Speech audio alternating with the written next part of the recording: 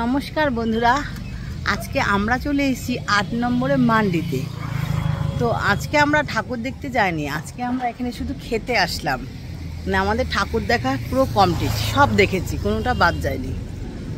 তো আজকে আমরা কী কী খাবো আর এইটা কেমন, কোথায় কি সুবিধা আছে, কিটা ভালো মন্দ, সব আমরা খেতে খেতেই দেখাবো। কেমন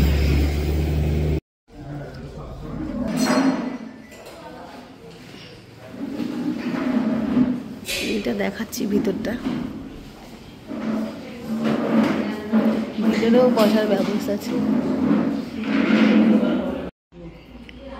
আজকে এখানে আমরা যখন এসেছি মোটামুটি অনেক কিছু শেষ। আমরা বিরিয়ানিটাই নিলাম, তার সঙ্গে রায়তা দেবে, রায়তাটা নিচ্ছি।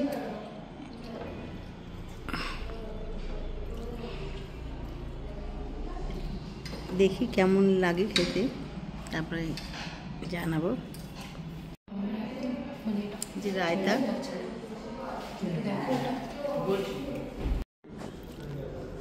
খুব সুন্দর টেস্ট।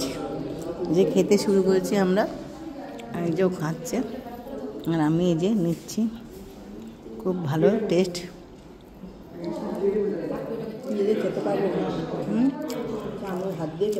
খাবো। কে কে বিরিয়ানির আলু খেতে ভালোবাসে? আমার তো বিরিয়ানি আলু খেতে খুব ভালো লাগে, তার সাথে যদি মটন হয় তাতে কথাই নেই। এই যে মটনটা,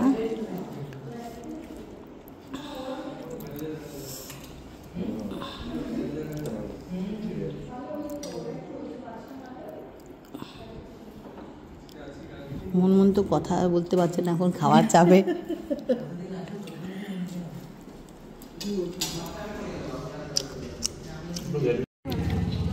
দেখেছি, এই যে আমরা রেস্টুরেন্ট থেকে বেরিয়ে এবার যাব হেঁটে হেঁটে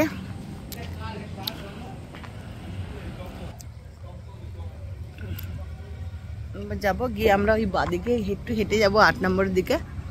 ওখান থেকে আমরা অটোতে উঠে যাব। সারাদিন অফিস করার পরে তৈরি হয়ে এসে তারপরে 8:30টার সময় বেরোলাম। ওকে বললাম, আমাদের আগেই কথা বলা ছিল আজকে এখানে আসবো, তো ওকে বললাম যে 8:30টার আগে হবে না, তাই 8:30টাতেই বেরোলাম। এখন হয়ে গেল আমাদের খাওয়া দাওয়া, এবার চলে যাচ্ছি বাড়িতে, আবার কালকে সকালে অফিস। এইভাবেই চলে জীবনটা।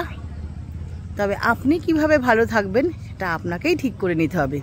কেউ কিন্তু ঠিক করে দেবে না, কেউ আপনার পাশেও থাকবে না, যেন আপনার ভালোটা আপনাকেই ঠিক করতে হবে। কেমন? Tata, bye bye.